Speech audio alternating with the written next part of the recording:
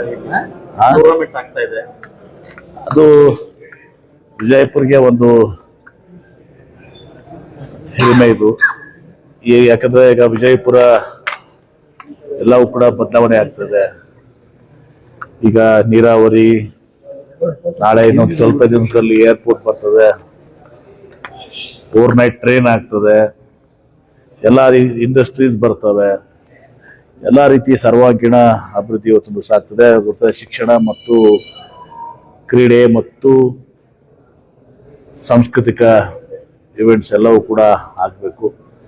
ಆ ದಿಶೆಯಲ್ಲಿ ಕ್ರೀಡೆಯಲ್ಲಿ ನಮ್ಮ ಸ್ನೇಹಿತರಾದಂಥ ಮಾಜಿ ಸಚಿವರಾದಂಥ ಶ್ರೀ ಕುಮಾರ್ ಬಂಗಾರಪ್ಪನವರ ಒಂದು ಬ್ಯಾಡ್ಮಿಂಟನ್ ಟೂರ್ನಮೆಂಟ್ ಅನ್ನ ವಿಜಯಪುರದಲ್ಲಿ ಇವತ್ತು ಆಯೋಜಿಸಬೇಕು ಅಂತ ಹೇಳಿ ಅವರು ಆಯೋಜನೆಯನ್ನ ಮಾಡಿದ್ದಾರೆ. ನಾಳೆಯಿಂದ 3 ದಿವಸ 7 ದಿವಸಗಳ ಕಾಲ ಇದು ಒಂದು ಟೂರ್ನಮೆಂಟ್ ನಡೀತದೆ. ನಾವು ಬರೀ ಫೆಸಿಲಿಟೇಟರ್, ಅವ್ರಿಗೆ ಏನು ಸೌಕರ್ಯಗಳು ಬೇಕು ಅದು BLD ಸಂಸ್ಥೆಯಿಂದ ಮತ್ತು ಜಿಲ್ಲಾಡಳಿತದಿಂದ ಇವತ್ತು ಆ ಎಲ್ಲ ಸೌಕರ್ಯಗಳನ್ನ ಇವತ್ತು ದಿವಸ ನಾವು ಕೊಡ್ತಾ ಇದ್ದೀವಿ. ಒಟ್ಟಾರೆ ಈ ಒಂದು ಟೂರ್ನಮೆಂಟ್ ಇವತ್ತೊಂದು ದಿವಸ ಯಶಸ್ವಿ ಆಗುವ ಮೂಲಕ ಇನ್ನೂ ಹೆಚ್ಚಿನ ಒಂದು ಕ್ರೀಡಾ ಇವೆಂಟ್ಸು ವಿಜಯಪುರದಲ್ಲಿ ಆಗಬೇಕು. ನಾನು ನಿನ್ನೆ ಹೇಳ್ತಾ ಇದ್ದೆ, ಮ್ಯಾರಥಾನ್ ಅನ್ನ ನಾವು ಆಯೋಜಿಸ್ತೀವಿ. ಈಗೆಲ್ಲನೂ ಕೂಡ ಆಗೋದ್ರಿಂದ ಬಿಜಾಪುರ್ಗೆ ಒಂದು ಗ್ರೇಟರ್ ಲುಕ್ ಇವತ್ತು ದಿವಸ ಬರ್ತದೆ. ಹೀಗಾಗಿ ಶೀಘ್ರದಲ್ಲೇ ಇದು ನಾವು ವಿಜಯಪುರ ಒಂದು ಪ್ರಮುಖವಾದಂಥ ನಗರ ಇವತ್ತು ದಿವಸ ರಾಷ್ಟ್ರದಲ್ಲಿ ಯಾವ ರೀತಿ ಬೆಳಗಾಂ, ಹುಬ್ಳಿ, ಮಂಗಳೂರು ಇದೆ, ಆ ಒಂದು ಸ್ಥಾನಮಾನವನ್ನು ಇವತ್ತು ದಿವಸ ನಾವು ಕೂಡ ಹುಬ್ಳಿ, ಧಾರವಾಡ ಪ್ರತಿಯೊಂದು ದಿವಸ ನಾವು ಪಡೆದುಕೊಳ್ಬೇಕು.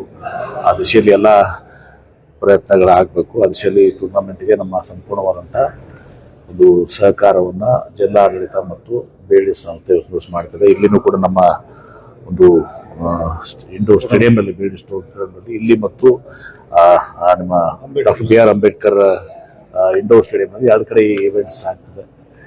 7 ದಿನಗಳ ಕಾಲ ಹೇಳಿದ್ರು ನಿನ್ನೆ, ಬಹಳಷ್ಟು ಜನ ಇವತ್ತು ರಾಷ್ಟ್ರಾದ್ಯಂತ ಎಲ್ಲ ಬ್ಯಾಡ್ಮಿಂಟನ್ ಪ್ಲೇಯರ್ಸ್ ಬರ್ತಾರೆ.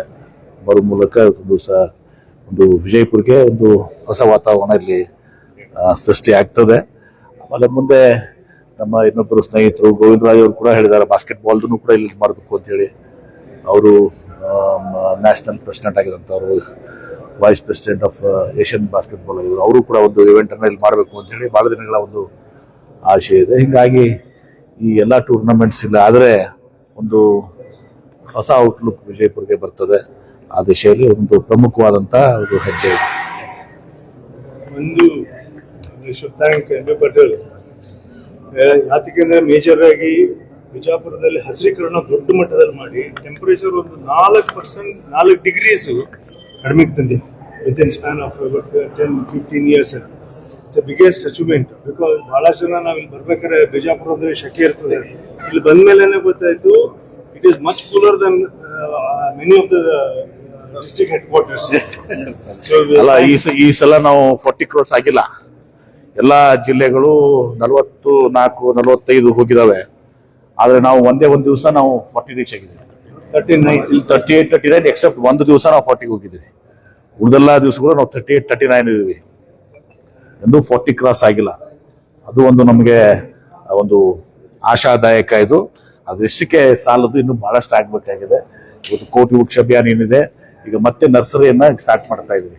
ಅಲ್ಲಿ ಆಲಮಟ್ಟಿ ನರ್ಸರಿಯನ್ನ ಮತ್ತೆ ನಾನು ಉಪಮುಖ್ಯಮಂತ್ರಿಗಳು ರಿಕ್ವೆಸ್ಟ್ ಮಾಡ್ಕೊಂಡು 5 ಕೋಟಿ ಪ್ರತಿ ವರ್ಷ ಅದಕ್ಕೆ ಗ್ರಾಂಟ್ ಕೊಡ್ಲಿಕ್ಕೆ ಇದು ಮಾಡಿದೀವಿ. ಅವರು ಡೆವಲಪ್ ಮಾಡ್ತಾ ಇದ್ದಾರೆ, ಬಂದು ಚರ್ಚೆ ಮಾಡಿದ್ದಾರೆ.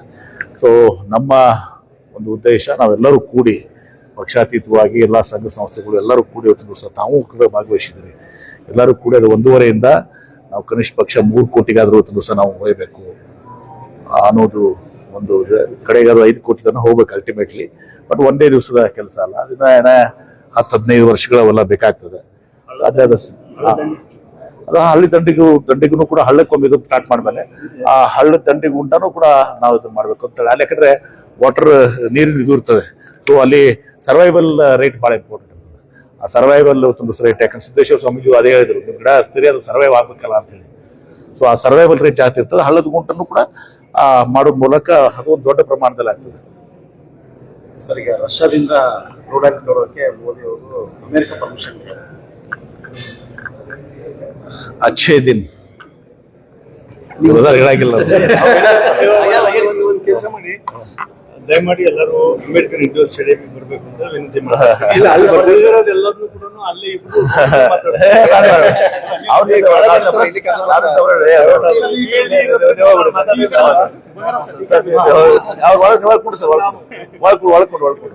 ಒಳಗೆ